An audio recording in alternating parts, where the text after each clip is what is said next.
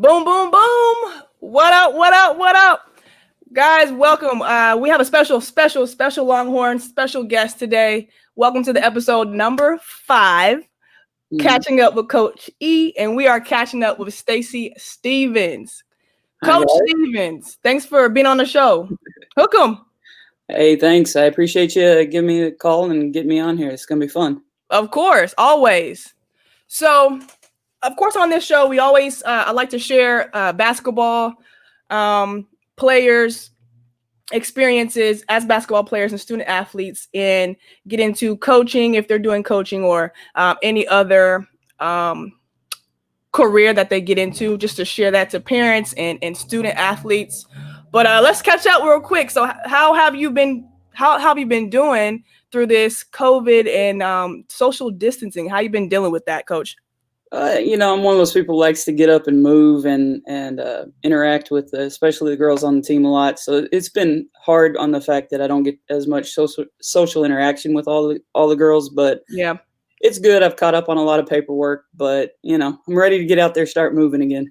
Yeah, I feel you. I'm missing those tournaments and going to watch some ball too and see who's got the game and improving and things like that.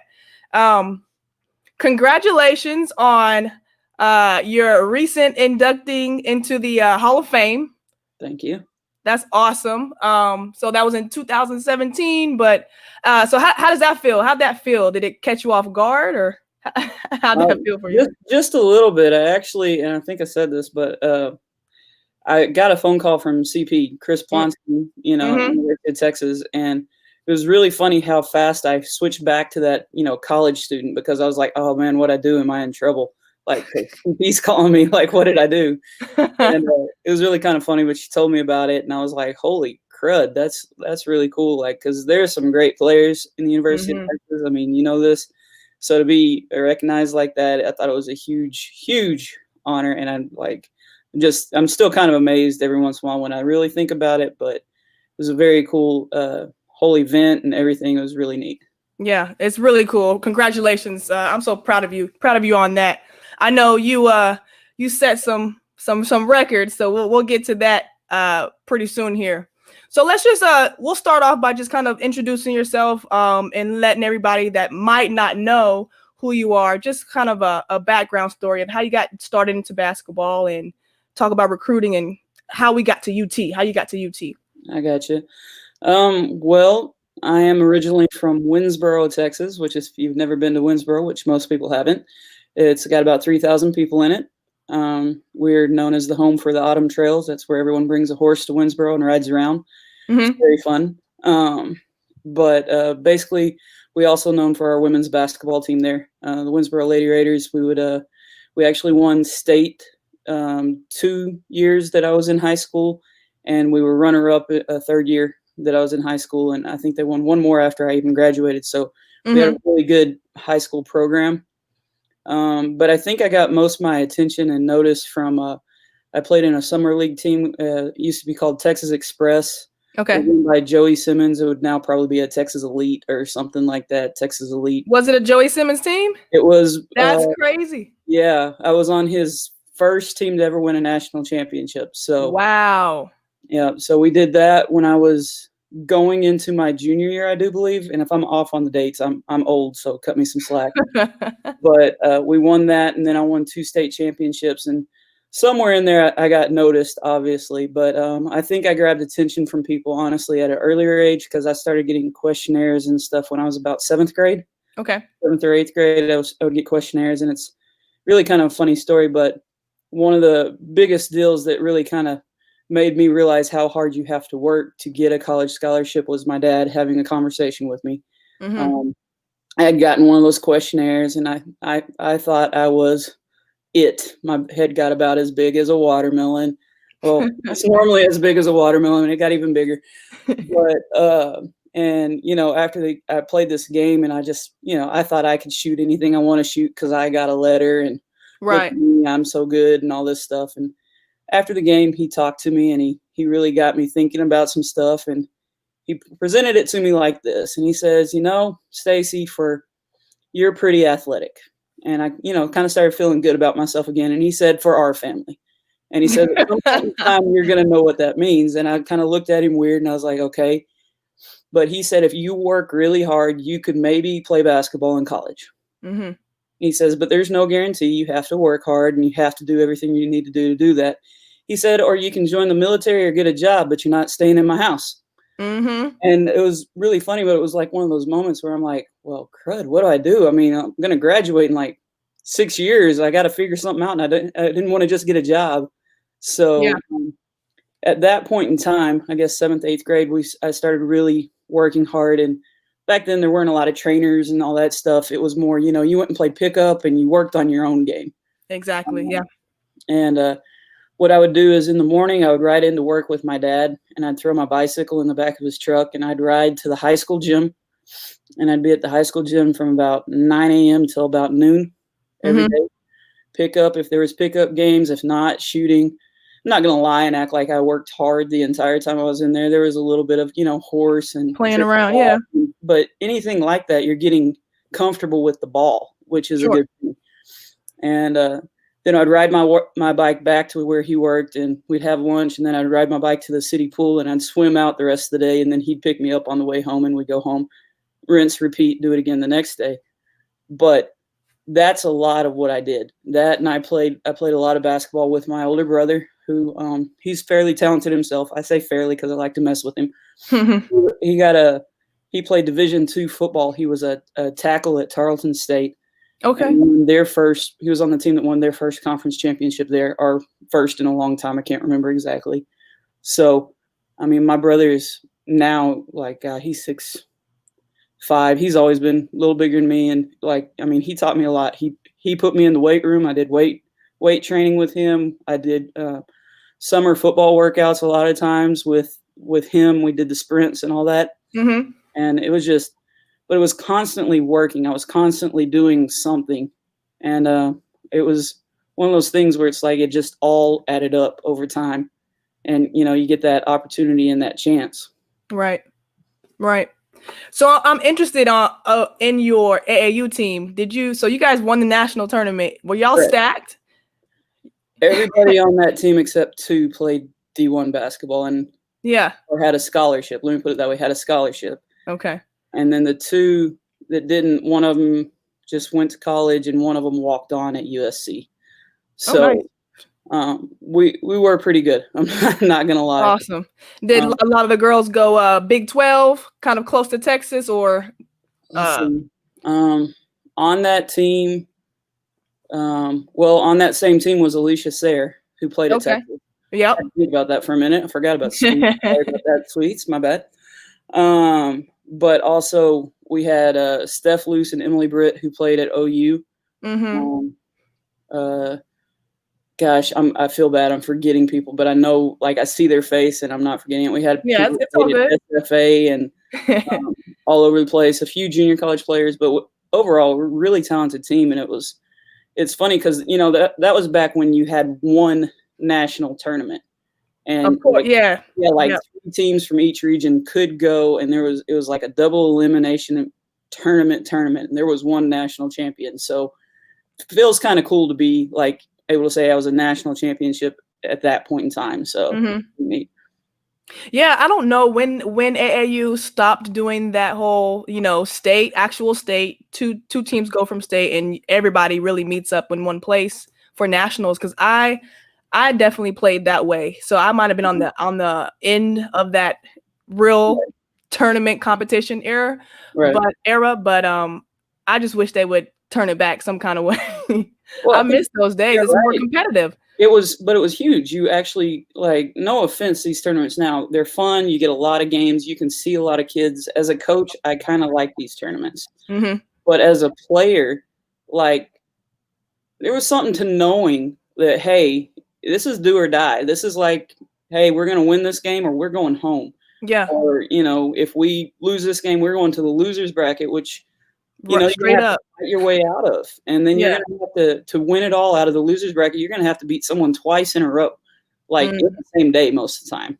That game was normally a twice in the same day kind of game. So it's just it was tough, and it taught you a lot about yourself. And I thought it was a way you really had all the talent in the nation in one spot.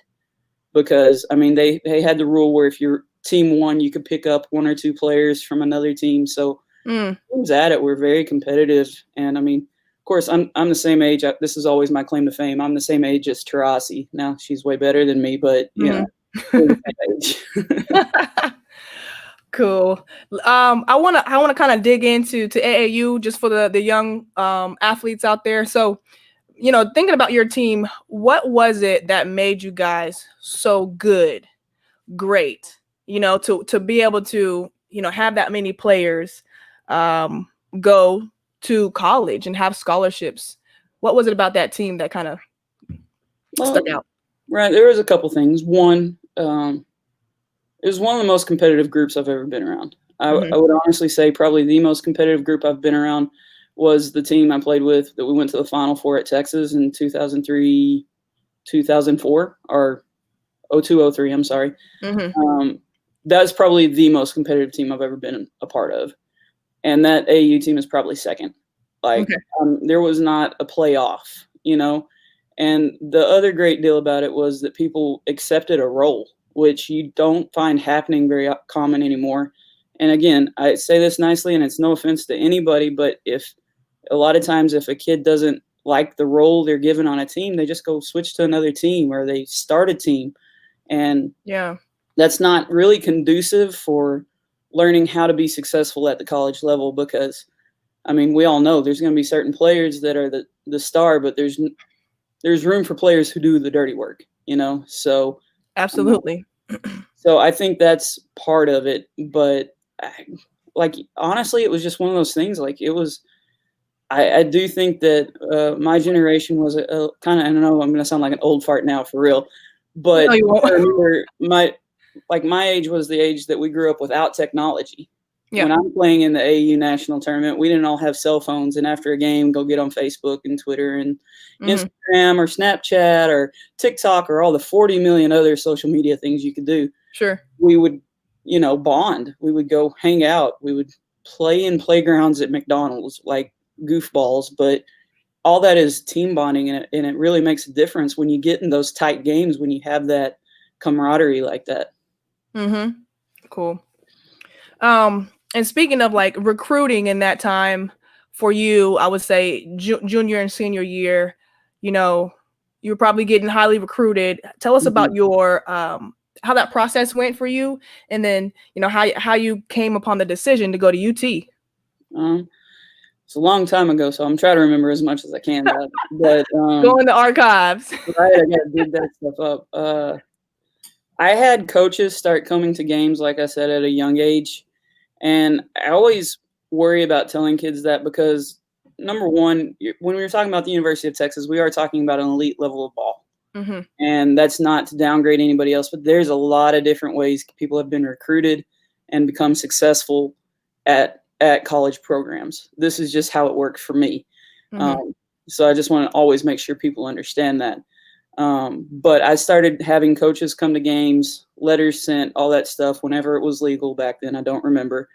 But I do remember there was a day, I forget what day it was, when you could start getting phone calls, right? I want to say maybe September 1st or something like that. And of course, that was fun back then because you didn't have a cell phone. So they were literally calling your home, like on your phone. If you're lucky, you had the wireless phone, you know, didn't have to stand take it to your room and run. Something like that. Well, in true Stacy Stephens fashion, I had actually gotten in trouble the night before. I forgot what I did, but I was in trouble. My punishment was to clean out the garage that next day. And my mom was home, and she worked nights, and so she was trying to sleep. So I actually got in trouble because the coach is calling me because it kept waking my mom up because I was out in the garage and had to run in the house to try to answer the phone. So it's kind of comical. Eventually, I actually got out of cleaning the garage so I could answer the phone. But again, that was back then when everybody could only call on that one day, and that was the only place they could call you. So I always thought it was funny that I got a lot of phone calls that day. But by that point in time, me and my parents had sat down. We had a good conversation. We knew that I was getting highly recruited, and we could, you know, say, hey, to a D2 school or a small D1 school that I wasn't really interested in at that point in time, my parents thought it was a big deal to make sure and tell them, hey, as of right now, I'm looking at these top 15 schools. Right. And again, I always that's really a blessing to be able to say you had that many choices.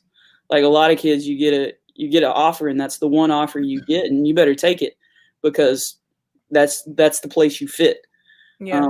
Like I said, I was just very blessed to be able to get that many offers and all. So we went through the process. Like I said, by about the time the phone calls were there, I would say about 15 schools it was down to.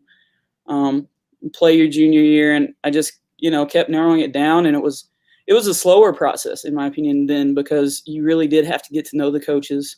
A lot of phone calls. That was how you could talk. You couldn't text. Really didn't email. They were just starting to put in rules about emailing back then. God, I feel so, but it was kind of one of those deals, and you just really get to know people. And, you go on a few unofficial visits and you're like, maybe not, maybe so. And you just keep, getting that list down. And my top three it ended up being Colorado, Kansas State, and Texas. And it's funny because Kansas State kind of actually pulled out on me last second because they got a really good player named Nicole Oldie instead. So yeah, not mad at them about that. So it kind of came down between Texas and Colorado. And for me, when you saw the facilities, I saw what they could offer me. I saw how they could help me grow as a person, as a student. I didn't see it at the time. I see it now, how they helped me grow as a student, but, and how they helped me as like a basketball player as well. It was a pretty easy choice for me at that point in time. Cool. But again, I will say this, my parents, and I do love them for this, made me call every school that, was in the process. So if it was between us and Colorado, I had to call Colorado and call Sealberry and let her know, like, hey, coach, I'm choosing to go here, not send an email, not a text, Of a course. real conversation, which was, it meant a lot. Like it meant a lot in the long run. At that point in time, as an 18-year-old kid, I don't think I understood it, but I think it does mean a lot, especially now, because I get a lot of text messages that like, hey, coach, I want to go somewhere else. I'm like, thanks, appreciate it. Good luck. I don't know what to say in a text back. It's kind of weird. So, yeah. But so, like I said, that's kind of how it happened. And I do remember I actually got to be I was at a football game when Ricky Williams broke that record and won a Heisman and all that crazy stuff. Like he was really good, by the way. But I was at that game and it kind of crazy because that was such a cool environment, and to be like, hey, this kind of fan support would be awesome, and being able to play in front of people who are this inspired by the University of Texas would be awesome. So that did have a little bit to do with it as well. Okay, that's cool. So before we get totally into college, you're in high school, and can you talk a little bit about how you came upon your skill set? So like, I guess your identity, you would call it your identity. Did you have it down, or were you still figuring that out? What did you know, your skills were that you could get your value? I knew a couple things. I knew any rebound coming off that glass could and probably would be mine. And because I wanted it, like, yes.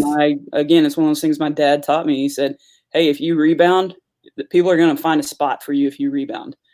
And I always laugh because I wasn't really that good of a shooter. I'm still not to this day, truthfully. But I can rebound better than anybody else most of the time. Well, I don't know. It'd be fun to put young me against some of these kids nowadays. I think it would be fun, but of course, me, no, not getting out there.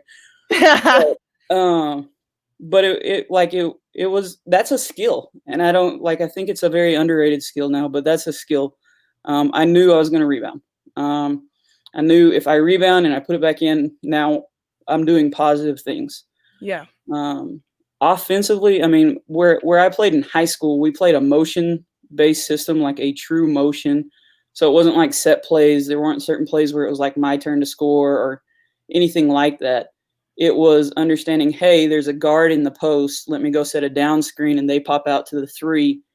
And somewhere in there, I learned a really good lesson of, offense wants contact, defense doesn't when it comes to like post play. So when I set that screen and I had all that contact, I wanted to keep as much contact as I could. If I pin 2 people, then I'll pin 2 people. Someone's going to be open, right? Right. So I think I was developing even at that point in time a pretty good IQ. But more than anything, I just I'm competitive. I mean, and I know that's weird to say because now people are like, well, can she dribble? Can she, step back and things like that? At that point in time, those 3 things got me a D1 scholarship. Like the fact that I was going to own the boards, I'm competitive, and I had some IQ. My shot wasn't the greatest, but I would assume I was somewhat coachable because it got better. So, but as far as skill set, how they talk now about things, it's different. But then that's what I did, and I did it well. So it was one of those things where I always hey, it's not the best offensive night. You can always fall back to rebounding. You can always find a reason to be active and on the court. So, absolutely. Speaking of competitiveness, how do you improve players' competitiveness? I'm going to take a drink on that.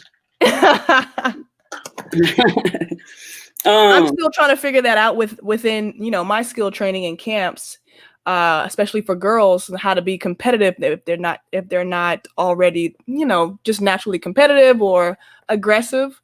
I'm needing some tricks. I'm trying to learn. So, well, I would say you make everything a win-lose. Right. Not a horrible punishment, but if you lose, you owe me a down and back. Something. Or you don't get it, you owe me 5 push-ups. After a while, I'm either going to get tired of running a down and back or 5 push-ups, and one of 2 things is going to happen. I'm going to either get better and become more competitive, or I'm going to quit.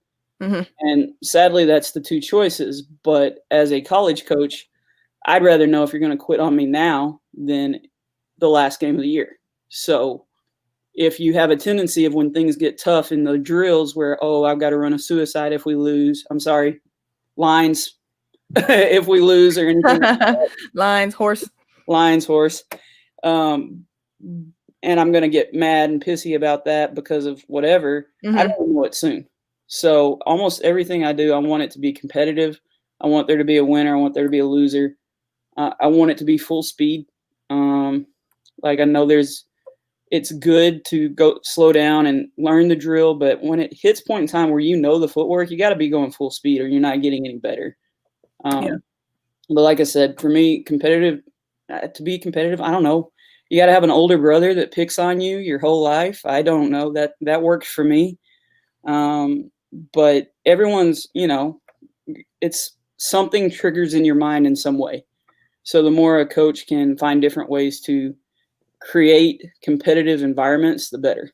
Even when we do team building, we put each other on I'll put the girls on teams, but there's a winner and a loser. The winner gets cupcakes and the loser doesn't, because I think it's important to be competitive no matter what you do. Right. Exactly. So in college, we're in college where you're at UT, it's freshman year, big man on campus. What's your biggest takeaways from freshman year, going from senior year in high school, making that transition? You could talk about anything. Did you feel strong? I know you worked out with Big Brother, so how did strength and conditioning go? Let's start with that. Strength and conditioning was tough. Yeah. To make it better, I actually got mono right when I showed up my freshman year. So I missed the first little bit of conditioning and all that fun stuff. But I sat there and I watched it, and that was planned, man. Absolutely. No. But it was one of those things where my first day doing conditioning, because I had been setting out. Yeah. I knew I wasn't quitting. The trainer, you're going to have to pull me out if I'm dying or something, but I wasn't going to quit because I didn't want my teammates to think I would. Because at that point in time, everybody else had got through their I'm not quite in shape moments, and we're in a better place than I was. So that was, you'd call it mental toughness. To me, it's just, again, it goes back to competitiveness for me. Because I wasn't going to let anyone think that I wasn't able to handle anything. As far as everything else, everyone was faster than me. Everybody was really bigger than me because I know I played center, but I'm really only 6 foot if I stretch. So everybody was bigger than me. Everybody was faster than me. So I knew I had to work harder. And it was just one of those things. I just always worked hard. The weight room came pretty easy to me because of all the workouts I had done with my brother earlier in life. Okay. That and throwing hay bales. There's a fun story about that. I was doing a clean one day. Our strength coach was trying to teach us how to do cleans, and I couldn't do it because she kept trying to teach us with a broomstick, which is, no weight at all. And I was like, I don't understand what you're trying to get me to do. And so they finally just tried it and put a little weight on a bar for me, and I did it perfectly. And she says, well, how did you know to do that? And I said, well, I just picked it up like I do a hay bale. And I got picked on a little bit for that. I did. It's true. But it's one of those things. I mean, you got to remember, I came in with Anissa Hastings, who is still at 38, one of the most athletic people I've seen in my life. She just crazy athletic, super fast, could jump, she could lift, she could run, she could do it all. Mm-hmm. I mean, she's a heck of a player. But, it's like I came in with her. And so from the moment I stepped on that court, knew that I had to bring it every day, and I would hope I made her feel like the same way, that she had to bring it every day. And so that, it makes you better. When you have that level of competition, it's always going to make you better. I don't know if I answered your question at all. No, you did. You're fine. Sorry. It's all good. So, yeah, speaking of your recruiting class, so Anissa Hastings was in there. Who else came in? Who else did you come in with to UT? Kyra White. Kyra White, okay. Yeah, she ended up transferring a year or two later. Okay. I mean, that year, I don't remember. I'm really getting old. But Kyra White, who could also just play, flat out play. It's like some of the best passes I've ever seen in my life came out of Kyra. So, but yeah, it was a tough class. And then we had just come in after Alicia Sayre, who continued playing there, and Lindsay Ryan, who could just shoot and play. She was like 6'2". But the center who was the center the year before when I showed up was Carla Littleton. Yeah. I don't know if you've ever met Carla, but I love her to death. But yeah, I know Carla. She beat the living crud out of me every day. It was like, oh, little freshman, think you're going to come in here? Whack. Little freshman, Whack. Think you're going to come in here? Whack. At one point in time, Coach Conrad had told her to, when someone was bumping you, to run through it, and she had gotten in trouble for it. And I was up next in line to bump her cut, and I was like, well, I'm about to die. Here it comes. And sure enough, she just sent me flying. I was gone. Yeah, I remember Carla. I think she was a part of the team in a coaching capacity, maybe video. I can't remember her role, but she was there when I was a freshman. So I definitely got some laughs with her. She is a hoot, man. She is. She was real funny, laughing at you after she knocked you on your butt. Real funny. And then look at you, walk by. Pretty much. She's good at that. So what do you think your biggest obstacle was, let's say freshman and sophomore year? I can't talk. For me, I had a lot of problems adjusting to coming from a real small town to as big a school as Texas was. Okay. I remember my freshman year walking around campus and getting lost. Because the whole campus is probably bigger than downtown Winsboro. So it's huge. And I had a hard time with that. I had a hard time, transitioning, shall we say, socially to UT, because I'm a little bit awkward on occasion. I have my special moments. So, and this is me at 38. So imagine me at 18. It was even worse. So, but I had a hard time with that. That was really hard. Academically handling as much homework as there was, because as well as I do, in high school, you can get away with not doing homework or doing some homework or whatever. Right. In college, you have to do your homework. You have to turn stuff in. Time management was a tough one. I had a hard time with that. The on the court stuff was where I found my haven. That's where I wanted to be. So it's almost, in my opinion, I put up with everything else to be on the court.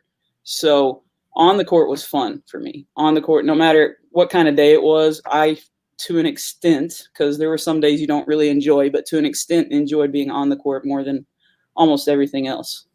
Yeah. Cool. Can you talk a little bit about the importance of every year, you got to put some more tools in your Right. toolbox, some more skills. If it's not adding a total new skill, you're taking one skill and making that deeper. You're getting better at that. Can you talk about the importance of, improving and looking different from year or season to season for high schoolers and college players right now? Yeah. Well, I mean, that's important, honestly, and no matter what you do. If you want to Yeah. be a coach, if you want to be an accountant, if you just sit there and play with your old tricks the whole time, you're not going to be relevant very long.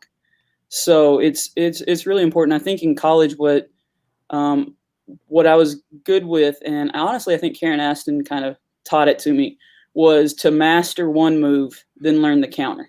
Yeah. Master another move, and then learn the counter, because then you're unstoppable. Because I have one move that you have a hard time stopping anyway, because I'm so good at it and I'm so skilled at it that I've done it 4 million times and I can do it in my sleep. And just when you think you stop that, oh, I got the counter. It Right. makes it really hard to guard. I know a lot of people want a lot of different moves, and I'd rather have 4 or 5 really good moves that you can just do. And I think all the great players are that way, because even if you watch NBA players, now they have probably 10, 12 really great moves, and that's why they're in the NBA or WNBA and things like that. But it's a move and a counter, like keep you off balance, and you can never keep your footing, and you can't guard it very easily because you don't know, hey, is that the original move, or she can do that as soon as you stop the original move. Exactly. So I think that's really important. Like I said, though, that's something, that learning, that growing, that continually adding something, that's something where if you're not doing that, you're going to be obsolete at some point in time. It doesn't matter if you're junior high, high school, college, or in the workforce. If you're not getting better, you're just getting worse. Yeah, I agree totally.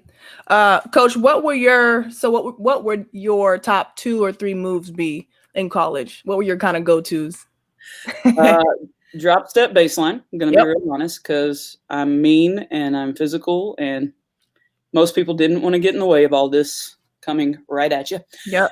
Anyway, and then I had the counter to that, which would be just turn to the middle, like a little shoulder fake baseline and turn to the middle. And then we used to call it the Annette. I don't know if it probably has a different name now, where it's like you take a drop step and you leg whip back the opposite direction. We called it the Annette because Annette Smith-Knight made a killing doing that. And she actually taught it to me, so I always call it the Annette.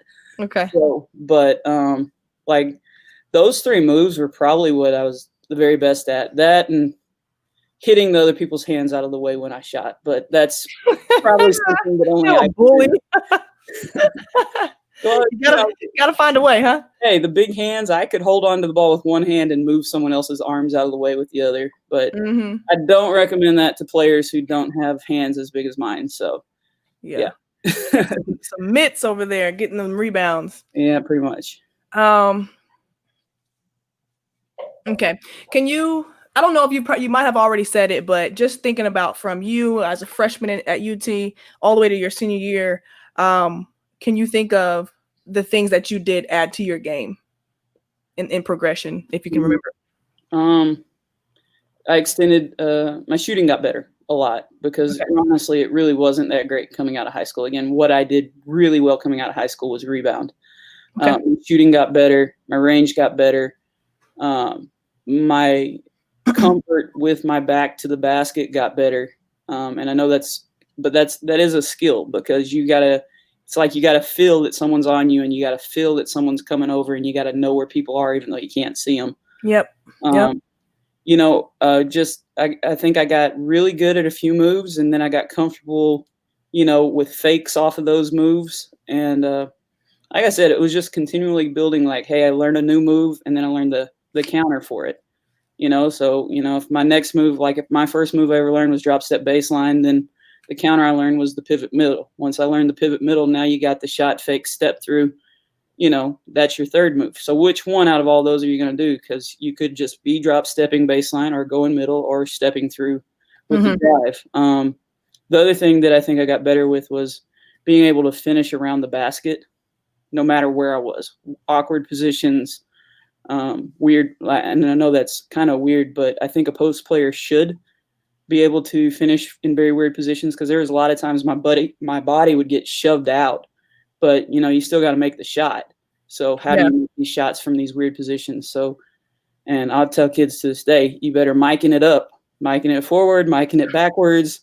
However, two ball miking, 3-ball miking, I don't care, but you better find some miking in your life if you're planning on playing in post. Man, look, mic and drill. Kids don't know what that is. I make my kids do it when we're training, and it is an actual, like, it's supposed to be for warm up, right? Mm-hmm.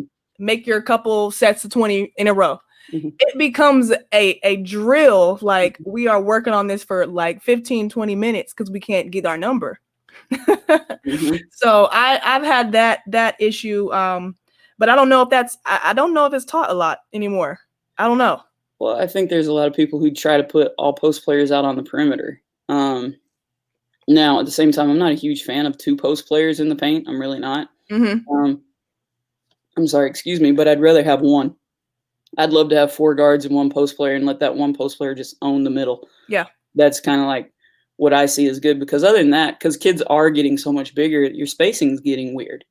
It's like you have to make an adjustment with that. But a lot of, you got a lot of 6'1", 6'2" kids who, I want to be a guard. And that's great for the few who end up doing that and are athletic and talented enough to do that.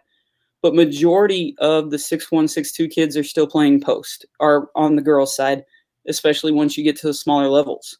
One of our best post players, she graduated, not this last season, but the season before. She's 5'10", but she'd kill you on the boards and she owned the paint, and that's hers. So they're like, I know when you see all those big schools, you're like, oh, if you're not 6'4", 6'5", you're not a post player. That's again that very elite level of play. And plus, I'm a little biased as the 6-foot post player. So with what's your opinion here? 2 questions in one. What do kids struggle, or student athletes struggle with, at the high school level that you see when you're recruiting, and then at the college level when you're coaching, I guess, or you've been around a lot of basketball, so yeah. High school, I think kids struggle with scoring. Okay. And I've seen this keep continuing to happen, and it's very weird to me. It's like, no offense, if you blow another layup doing a Euro step when you could have just done a layup, it's driving me nuts. Like, the Euro step is great for when the Euro step is needed. It's not always needed. Not every layup has to be. It's not every layup has to be a Euro step. So you got a lot of kids in high school. I mean, because I even see it now as a coach. I'm like, hey, send me film or whatever. Well, I'm watching a whole game of you not scoring, and I'm not going to continue to watch this game, because the truth of it is this: there are 2 philosophies when you're playing basketball as a coach. You can be like, we're going to stop every team and be a little bit defensive minded, or we're going to outscore them, and either one of those, you still have to have people who can put the ball in the basket. I think there's a lack of shooters, like for real shooters who can catch and shoot and don't have to do a hitch or a hiccup or a cock and whatever. You know what I'm talking about? I'm getting all action on your video. No, I agree. But and then there's like people who are like, can only go to the basket, no jump shot, no counter moves. Again, it comes down to like, what's your main move? What's your counter move? Yeah. So if I'm a guard and I can get to the basket, then I better be able to also, reverse it out, or reverse layup, or jump shot, or step back 3. There's got to be something in there, because no offense to the 5'4" guards in the world, they're going to have a harder time continuing to get to the basket. Right. But they're in high school, I continuously see less scoring. Now, they have great footwork when they do moves, but they're not scoring. The other thing I see in high school is that they don't seem to understand basketball as well. And again, this is not everybody. Obviously, there's always your few who really get it. But if you're not just playing pickup, you're probably doing something wrong. Like, go get some guys, go get some girls. I don't care. but go play pickup. Go play pickup in the old man league, because we all know in most cities you got the old man league, and they'll teach you about moving without the ball. Because Yeah. most times when I go watch a game, it's like one person is trying to score and four people are staring at her, or maybe one person setting a screen, but that's about it. Mm-hmm. Like, adjust. Every time that ball moves, you got to be taking a step. You got to be moving so you got that good pass line for that kick out. And kids just aren't doing that. Sorry, you got me on a soapbox there. No, keep going. I love the soapbox. That's what we're here for. It's what you're here but yeah, it's just I think that needs to be more of a priority in high school. Like, and again, I think playing pickup is huge because you learn a lot in pickup. I Yeah. mean, you learn to help side more in pickup because you learn to pay attention and be like, oh, that guy with the knee brace, he can't guard anybody if they dribble at his left knee. So if they're going left, I better get over there faster. And I mean, that's all little stuff that makes a big difference. It's understanding the game and how it flows. And I think that's really, really important. The hardest thing that I see kids having to adjust to when they get into college is the speed, because everybody's pretty much the top dog from where they were. But when you get all the top dogs together, there's still going to be a level that's better than another level. I mean, that's just going to happen. Mm-hmm. They used to tell us when we would go to AU tournaments, they call it the 2% rule. Basically, if you took every little girl in the country playing junior high basketball, 2% of them will be on the A team. 2% of all those kids that are on the A team will make varsity. 2% of every little girl in the country playing varsity will play in college. 2% of those people playing in college will play at a college you know. That makes sense, yeah. Yeah, 2% of those kids will actually be remembered for playing in college. Then 2% of those kids will play pro, and then 2% of those kids you'll ever remember played pro. I mean, it's basically like that. And if it gets smaller and smaller, it's it like just keeps getting smaller and smaller. Yep. And that's again where it goes back to your competitiveness, your skills, and your knowledge. Like, I think people really downplay that knowledge, but for coming into college, people don't understand. Okay, me and Sally, we play the same position. Well, Sally's faster than me. Sally rebounds better than me. Sally does this better than me. And I don't understand why I'm not playing over Sally. So, I mean, that kind of happens a lot.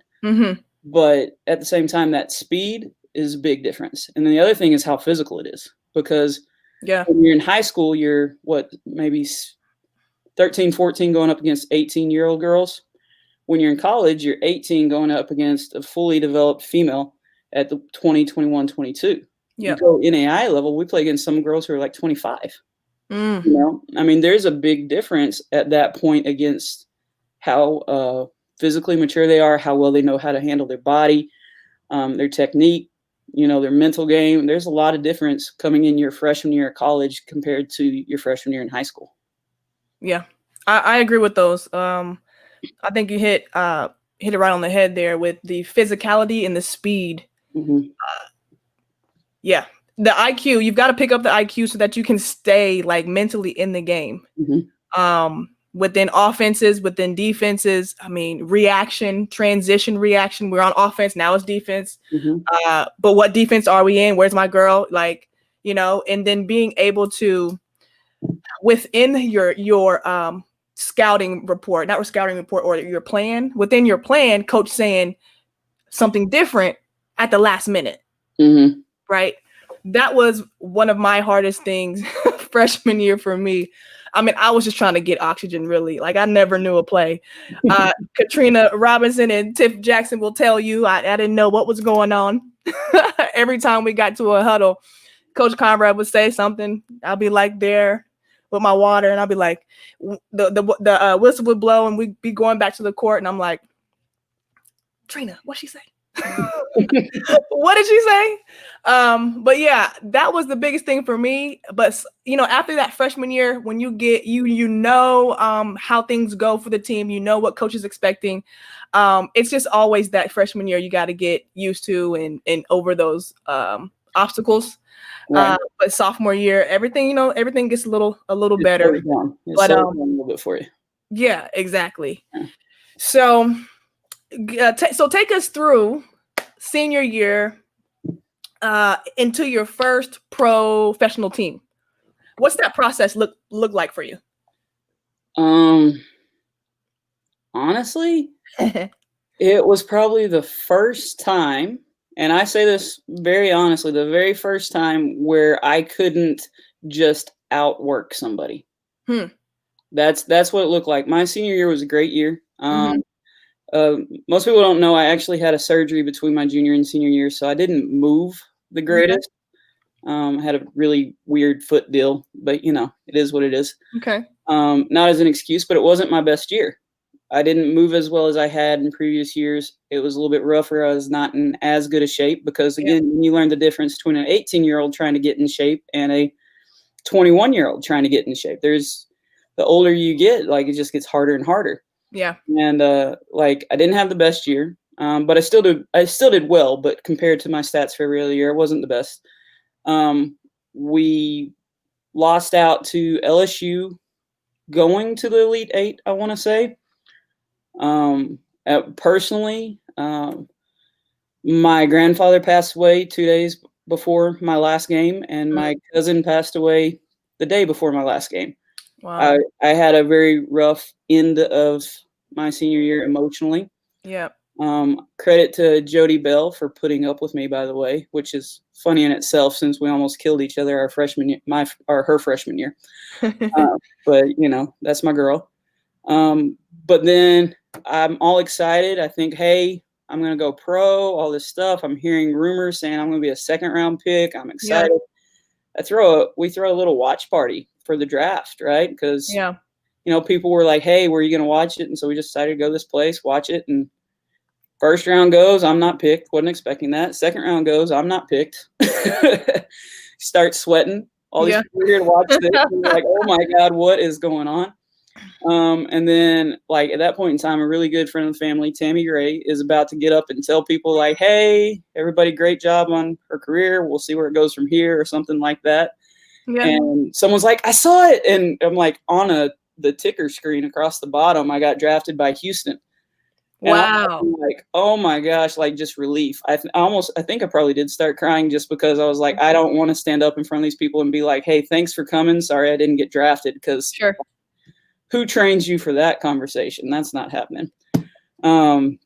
So I go to Houston, and I feel like I did well.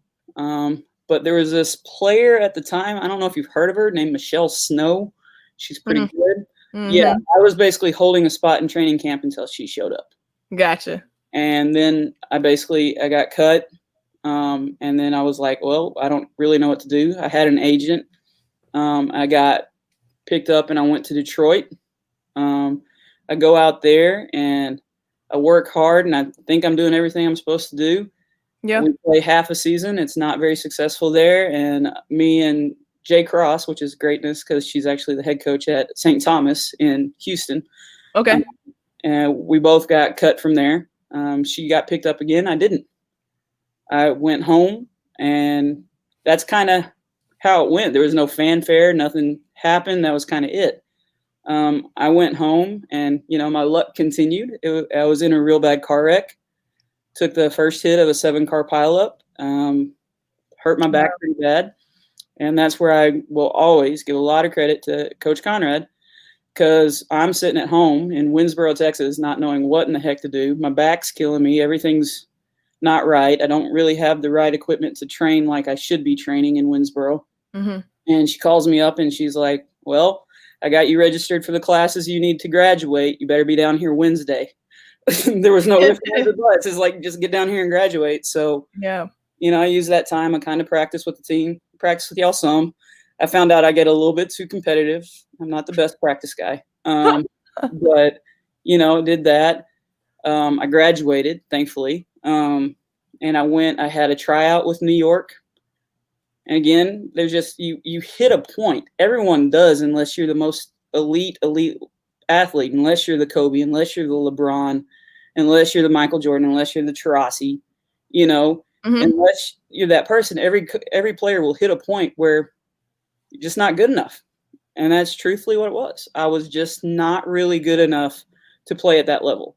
I was a step too slow. I was an inch too low on my vertical. I was, there was just something, and as much as I wanted it and I tried for it, wasn't happening. Yeah. And that's where I say it was a really weird time for me, because that was the first time that happened, and that's hard to take in, especially when it's the first time it happens is you're 21, 22 years old. You've had a lot of success doing what you do. So I went overseas and played. Truthfully, I didn't have the greatest experience there. I played on some low-level teams that, a lot of the stuff happened where it's like they forget to pay you, fun things. Yeah, we've all been forgot about. Forgot. Yeah, we didn't know you'd remember your paycheck. Like the first team I play with in Turkey, I get off the airplane, and I'm pretty sure these are the coaches I'm supposed to meet. Again, let's rewind. Not really cell phones back then. If so, definitely not international plans. Get off the plane. They're supposed to be picking me up, and I see these two guys over there arguing, and they're yelling at each other, and they're wearing like sporty clothes, and I'm like, well, this is a good sign. And so I finally go over to them. I'm like, I'm Stacy Stephens, and they're like, no, the paper says you're supposed to be 6'4". You're not 6'4". Oh man. And so that was the start of my pro career over in Turkey. Like, it was like, whoa, what's going on, So I sat the entire first day in the general manager's office while I heard them yelling with my agent and yelling without my agent and stuff like that. And they came up with a plan that I had to play one-on-one against all their post players. And if I beat them, I could stay. And if I couldn't, I had to go home. You said that? You made a deal? No, my agent did. And she also said, if you can't beat them, you don't deserve to be there. So I was like, okay. Yeah. Now, the deal was it was supposed to be the next day, and they took me right there. So I had got no sleep, no nothing, go in the gym, and they intentionally put like all their, like, I would call them like JV level players. I had to play all of them. Like, they only really had 3 post players on roster. I played like 6 games of one-on-one, and I beat each one of them, and they saved their best one for last, of course, when you're tired. And I beat her. And then the coach was really pissed, and he was pissed at the assistant, who's like 6'3". He made me play the assistant coach. What? Yeah. A male. A male. At that this is so good. This is so good. Time, I was like, man, I don't care, because I will kill anybody who tries to stop me at this point in time. Like, and you're insulting my game right now. Yes, like, really? Absolutely. Okay. So all I know is this is I won, and the last point of the game, I wasn't 100% aiming to make the basket. I was more aiming my elbow at his head. So I made a lot of friends in Turkey. No. So wow, that really happened. You had to come off the plane, like not even the next day, off the plane, typical European style kind of. Not practice, but you went into one-on-one with every person on that team. Every post player. Every post player. I know they tried to squeeze in a few guards for just talking. Of course they did. And then the assistant coach. Yes. But you beat him, or how did that end? I beat them all. That's so crazy. I really beat them all, and I was tempted to just leave and go home at that point in time, but I didn't. I really wanted to keep playing. I did not know that. That is so crazy. Well, a lot of stuff happened back before everything could be put on social media. I know.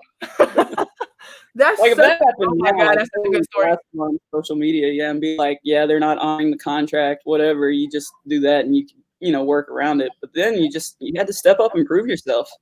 Wow. But, that's so funny. So you ended up staying and playing that season, and it just was not like, it wasn't the ideal because of how everything started. Yeah, no, from that point on, it's just not going to go well, no matter what. I did get to play with one of the Hodge sisters. I'm sorry, I can't remember if it was Danica or Ronika. I met them both, hung out with them both. I can't remember who was on my team. I'm old.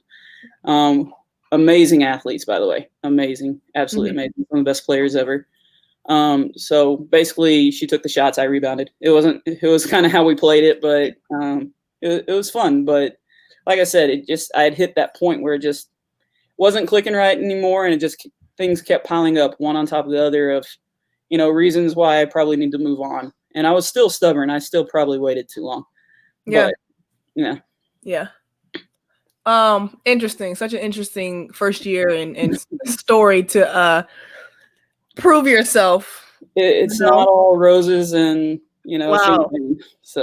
So something like a story like that, even just having to get off the plane and play one-on-one to prove that you can play, right? Mhm. Would stop somebody from even continuing that season.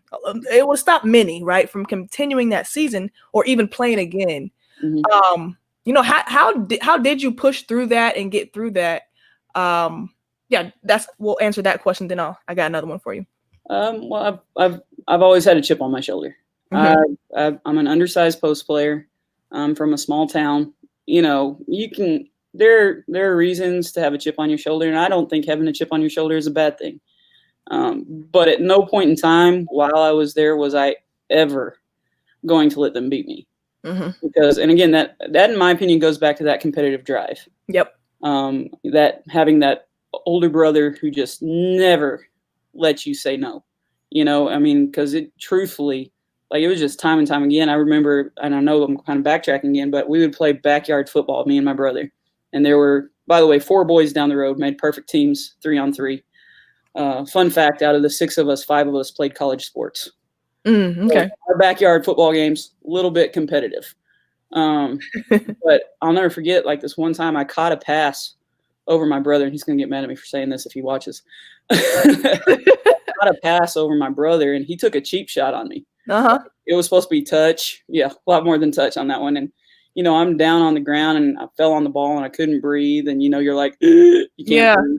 And he just got in my face. He says, "You better stand up. You don't catch something like that and then lay on the ground. Get up." And I was just like, I don't know, but some of that stuff just sticks with you. Of And course.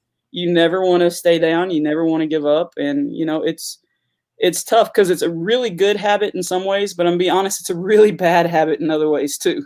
We don't know when to stop. Yes. Yes, exactly. I know what you're talking about. How many injuries before, you sit down somewhere? So, Man. but, like I said, it served me well as far as sports and playing athletically, but at the same time, and I do believe this, that every good thing you do, there's a negative side to it. If you are the world's fastest runner, and that's great, but you can only run in a straight line. That's negative, Mhm. And there's something like that to everything. If I love to read books, that's great. That's an awesome thing. But I can't, keep track of time and I read all through the night and then I'm tired the next day. Then that's a negative thing, Sure. Mhm. So that's kind of, I don't know, those are really weird examples, but that's kind of what I mean by that. Like, it's a great thing that I have that I don't ever want to give up. Yeah. But at the same time, there are times where you have to step back and be okay with stepping back and not having the whole world understand or agree with your side of your decision. So, Absolutely. Absolutely. I agree with that. And it's weird. I've been retired for like about 4 years, and I kind of recently came across the thing that has been stopping me for a lot, like fear of what people will think about even the podcast, right? For example, putting the content that we know as professional players, D1 players, putting that out for free and all that stuff. And I have been judging myself about trying to be perfect, or what if this person says that or that person. And I think a lot of times in sports and in life, with anything that comes about, we judge ourselves very harshly sometimes, mhm, and also compare ourselves to others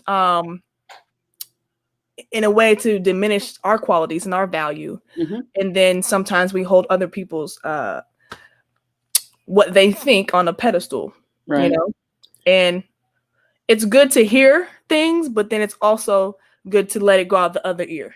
Mhm, A lot of times, like, have that balance where, if somebody's telling you you're so good, you're the best player and blah blah blah, hear it, but let it go out. mhm, Same thing. Hey, you stink. You're not a good player. You're slow. You're never gonna make it. Hear it, let it go out of the other ear. So kind of like just that balance of not being affected. yeah. I'm working on that. I'm working on that as an It's adult. a tough one. It is a tough one. I mean, I have a hard time with it too. My grandpa Stevens always used to say something along the lines of, in every compliment, there's a lie, and every lie, there's a compliment. Exactly. So, it's like so if you're hearing that compliment, yeah, great, you played hard. Take that. I played hard. Don't take the I'm the greatest player ever. Yeah. When they say, man, you don't have a jump shot, and you lost the game because you don't have a jump shot. Understand that you might not have a jump shot.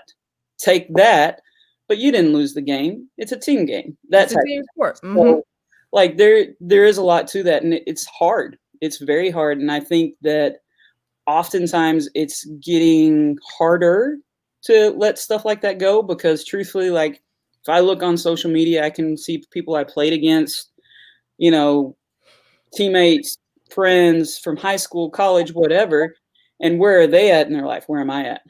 And you start trying to, like, especially with athletes, you start getting competitive about things like that, and that's the one thing you can't get competitive about. And it's probably taken me. I've been coaching in the higher education / whatever realm. This will be going on my 13th season. Wow. It's probably taking me 10 of those years to start somewhat really understanding that and being okay with that. And truthfully, I got to give a lot of credit. It came when I worked with Chris Minner, who was the head coach at Our Lady Lake. I think he was recently they didn't redo his contract. He was at North Texas, but he's a brilliant basketball mind. Brilliant guy. He's very blunt. He's very honest. He's very to the point. But he did a great job in mentoring me and helping me see that, hey, sometimes people don't like you. Get over it. You know, and I mean, that's a hard thing because especially as females, there's part of you raised to be liked. Yes. There's part of you that's raised and you want people to want to be around you, want to like you, things like that. And guys, a lot of times are taught, hey, who cares? And I mean, it took spending 2 years with Minner, and he was like, he rubbed off on me. And it's one of the best things ever. I mean, when I came on my interview, it was with him and Carrie Wallace, who is also an amazing coach. She used to coach at Still High School. She still volunteers and helps us out at Our Lady Lake. I love her to death. She might be my favorite human most of the time.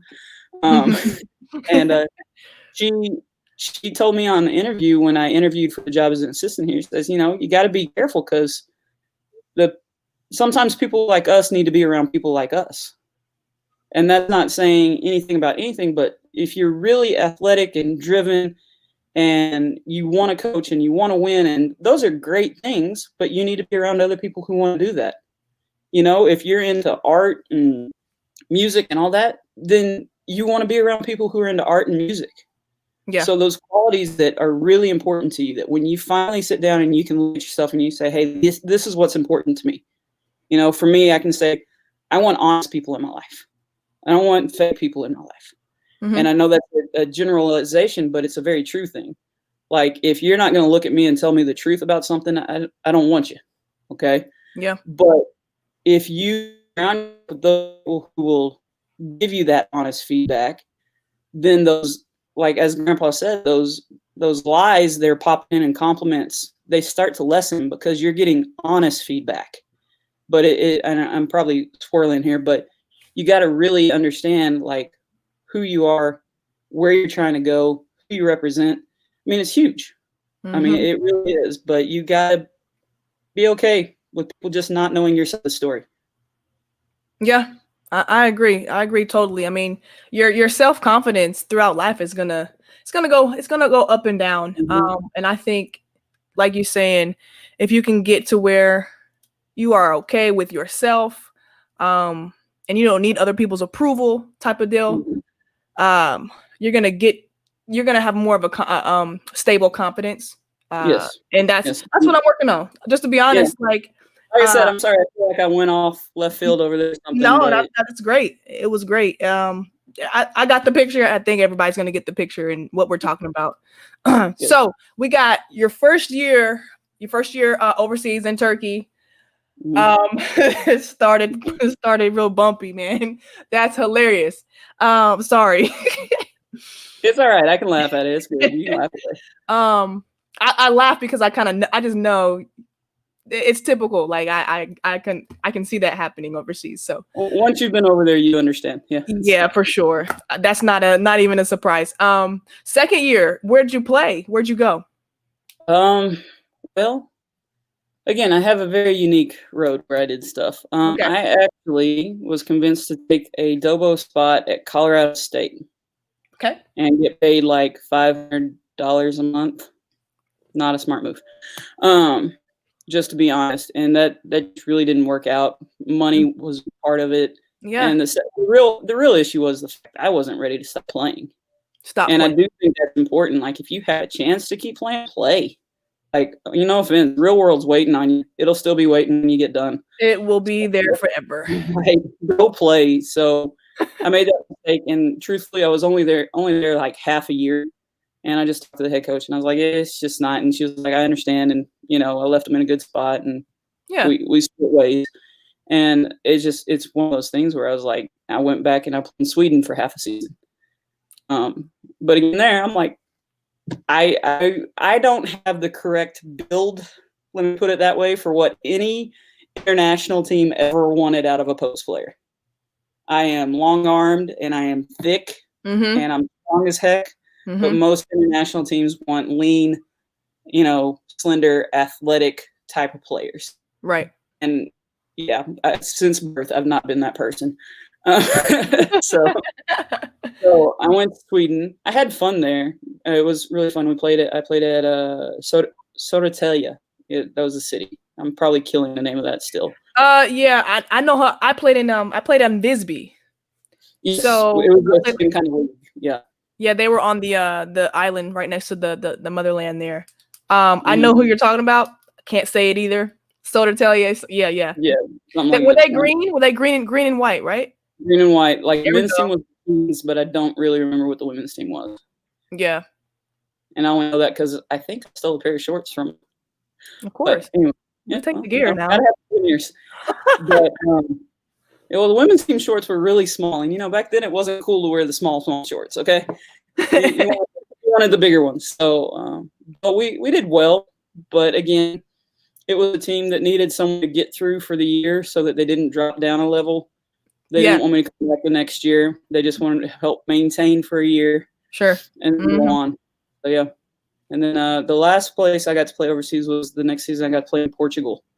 I got to play on the island of Madeira, which was really cool. I got to give it that. That was the coolest place because, it's like, hey, look, mountains. Oh, look, ocean. It's really beautiful. Oh, my God, it's gorgeous. Yeah. But at the same time, that is where, in all trueness of my story, it ended. I took a charge while I was playing for that team there, which is stupid because, I'm sorry, I've never seen an American get a charge called for them in another country. I've not seen it. It's like, why did I even take it? I knew I wasn't going to get the call. Why did I do that? Why? And I'm still kind of mad at myself for doing that some days. But I took a charge, and I was on the ground, and they called a block, of course, which I was mad, and I'm sitting there like, anyway. And someone tripped over the girl who charged into me and landed on my knee as I was starting to stand up. What? That's it. Yep, that's all she wrote. Yeah, that was it. That was in the playing career. And like I said, like, no retirement party, no balloons, no champagne, flight home. I made a mistake. I'm sorry. If anyone's listening to this, don't have the surgery in the other country. I did that because I didn't have insurance. So I thought, hey, I'd at least get it fixed there. Mm-hmm. I don't know if it got fixed or it got worse. I'm going to be real honest. Mm-hmm. So it's been pretty bad. And I'm actually 1 year out from a total knee replacement from that. And I'm only 38 now. So really? Yeah, that was it. Yeah. It never felt right the same since. And, it's like I said, that was the playing career right there. Mm-hmm. Like, over a bad call that I'm pissed off that I did in the first place. But it's got a little bit of a truly me story to it. Yeah. I'm very lucky like that. It stinks. Because I feel you. I feel you on all accounts there. Like, I was able to play, 7 years, but I had injuries in college, and along that career, playing overseas. And if playing overseas, it's a lot more wear and tear on your body than even college was, I feel like. And then when you're trying to play with injuries, it wasn't a good experience. So for me, it was half and half. It was like great to be playing. I loved it, but then it was like I always have these knee issues. Mm-hmm. And like I hated like Coach, can I have Wednesday off? My knee's hurting, just so I can practice Thursday and Friday and then play Saturday. So it was a lot of stress, but I was glad I got the chance to go overseas and travel and at least experience it. So like you said earlier, for players that are kind of on the brink and might be thinking about, should I go? If you can go. Yeah. Play. Because you truly, I bet they hear us say this all the time. Your body's going to get to the point where it's going to actually just say, no, you can't play anymore. Right. So go play while you can. If that's what you want to do, try it. You can always just hop on a flight in the middle of the night and go home. You can do that. It's just bounce, right? Yeah. Some of us have had to do that. Yes. There's some war stories overseas, but it's super funny. Like, I feel like you're talking about it with people that have played, and we just kind of understand and understand what we're going through.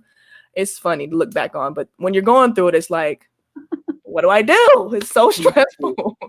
It is, because at the time, like, I mean, you're on your own. Like, I mean, when I was there, like, it's not like I can cell phone someone and be like, hey, I can't get on Expedia and get a flight home. Like, like that's like, you're kind of stuck there, It's kind of like, it was one of those things. But I am one of those people who I think every moment happens for a reason. And if me playing over there helps, a few of my kids who get to go play over there, and I have some experience and some knowledge to pass on to them, then that's a good thing. And I tell them all the time, I'm like, mine's the horror story.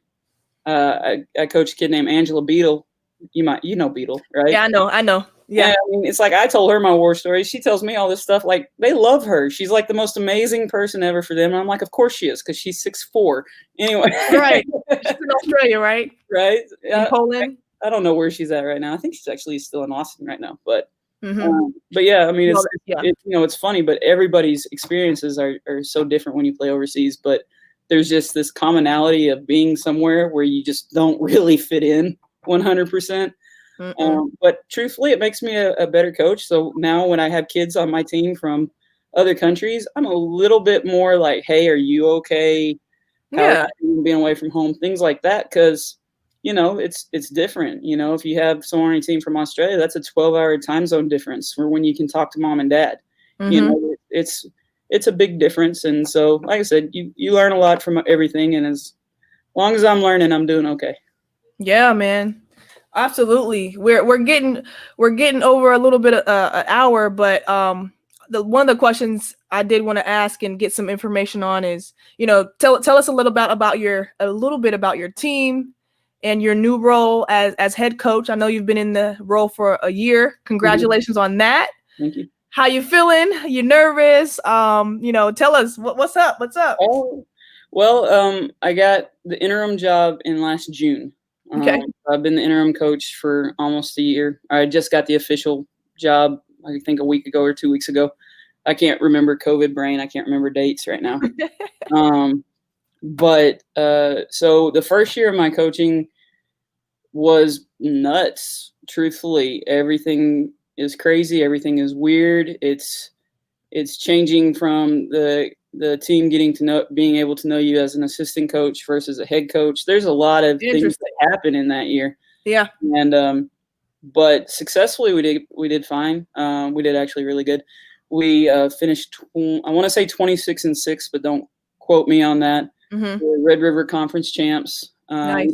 We did lose a game in the conference tournament. It was one of those days we couldn't hit the broadside of the barn from the rowboat or anything like that. Whatever saying you want to put in there, we couldn't do it. But we finished up number 13 in the nation. I got two All-Americans this year. Okay. We averaged 100.8 points a game, so we were really moving. We're pretty fast. We're very fast, not gonna lie. Didn't hurt that two of my seniors are the number 1 and number 3 all-time scorers, Casey Saldana and Lena Wilson. Nice. And my 6th man off the bench is Jamia Miller, who also scored like 1,000 points in her career. And I'm like, they're just scoring machines. So gonna miss those seniors for sure, but I'm excited about what we got coming back, what we're building on. It's gonna be really exciting, like to be able to really kind of turn things and make it my own program where I can make a few more changes than maybe I wanted to do last year because I was interim. Mm-hmm. You know, there's a certain status quo you got to keep when you're interim. Okay. So, yeah. Well, cool. So right now during during COVID, for the players, are we still doing kind of virtual meetups and keeping in touch, or is it just kind of a total hands-off deal until I don't know, school opens back up? I scheduled like one Zoom meeting where we, you know, talked about stuff they need to be doing and Yeah. things like that at the end of the season. Other than that, my team we text, so I text them, check on them, I call a few of them. I just check in on them however I can and tweet at a few of them. I try hard to make sure they know that I'm here if they need anything. But at the same time, we are talking about college kids who are between 18 and 22, and they don't want to talk to me every day, and I know that. Yeah. But if I get through to them that, hey, I'm here if you need something, and most of them do reach out when they need something, so that's a really good thing going forward. Okay. All right. It's advice time. So I like to kind of run down some quick words of advice that you might have for coaches, parents, student athletes at certain different levels. Let's start with coaches. I know you've been coaching for 13 years, but let's start with coaches. What can you advise coaches to do if they're looking to be a head coach, or they're going to be into their first season coming up this year? Any little tidbits that would help? I'm going to go with, you got to have a really good plan, and you got to be ready to scrap it and go with another plan.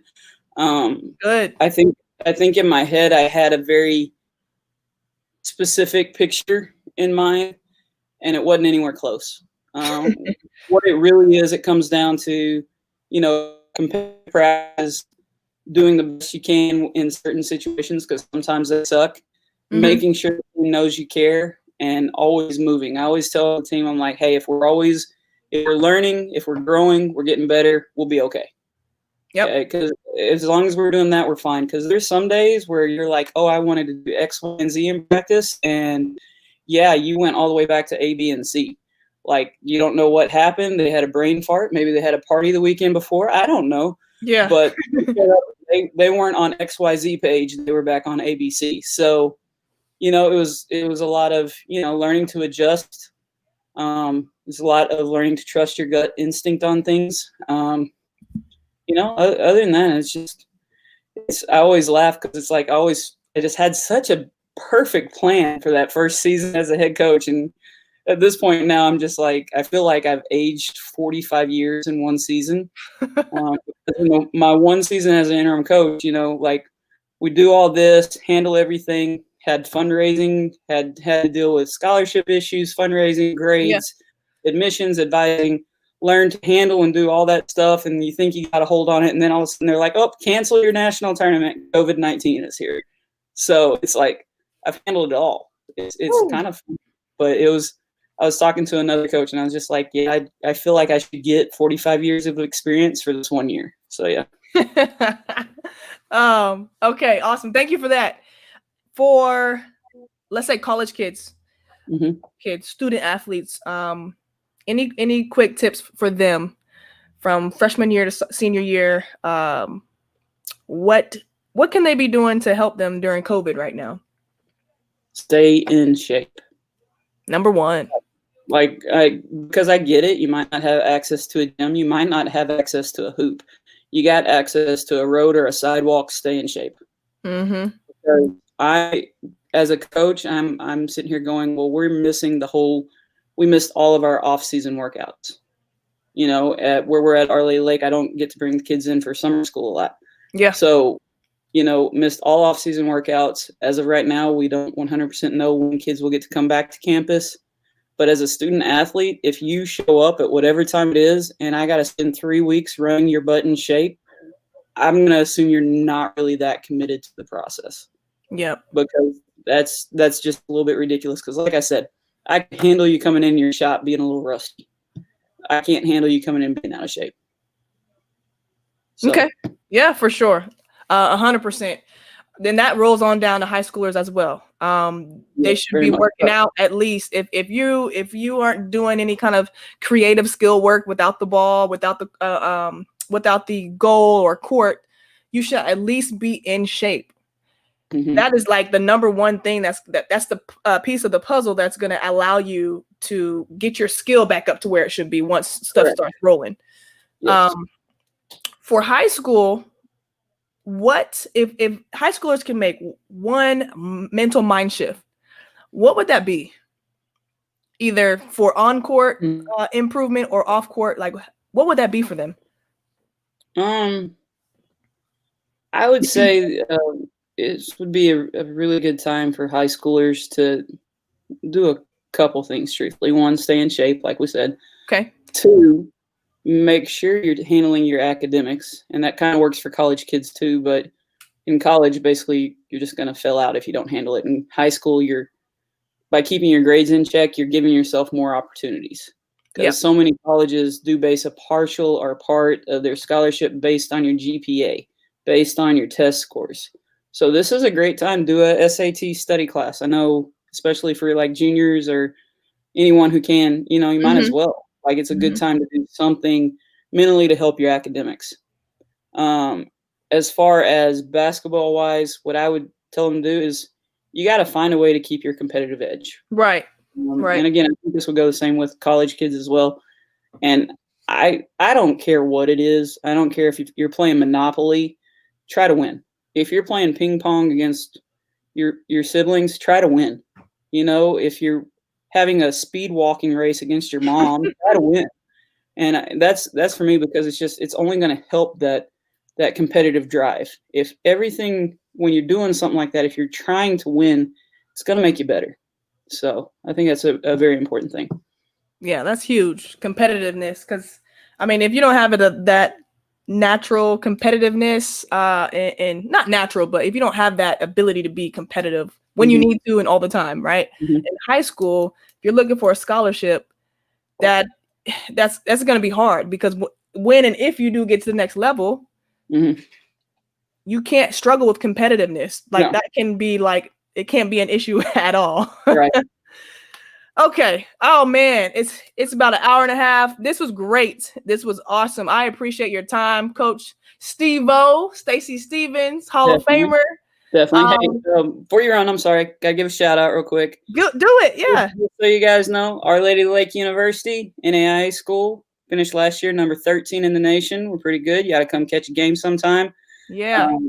You can contact me on Facebook, Twitter. I'm on everything. I have it all wide open so everyone can reach out to me. It's fun games to watch. It's even more fun to play in, especially if you're really athletic and a good scorer, just saying, because we run and press 40 minutes a game. So, always keep Our Lady Lake in mind. We're a little small school in San Antonio, but we can play some ball. So just so everybody knows. There you go. Coach, I'm going to put your Instagram handle or Facebook. Which one would you like me to put up so people can contact you? I don't care. Either one, both of them. Yeah. What's your Instagram? You know it? That's why I you knew it. I don't care. You can put my cell phone up there. It's 903-975-3059. Okay. 903-975 3059. 3059. That's Coach. I got it up here. There we you go. better not call me unless you're willing to hear the truth. So just so you know. She said, "Don't call unless you're really willing to hear the truth," and she's gonna give you that truth. Our Lady of the Lake head coach Stacy Stephens, former UT, my alumni, former UT baller, Lady Longhorn, and Hall of Famer. Coach, I appreciate you, man. Appreciate it. E. Take care of yourself. All right. Hold on. All right, stay there.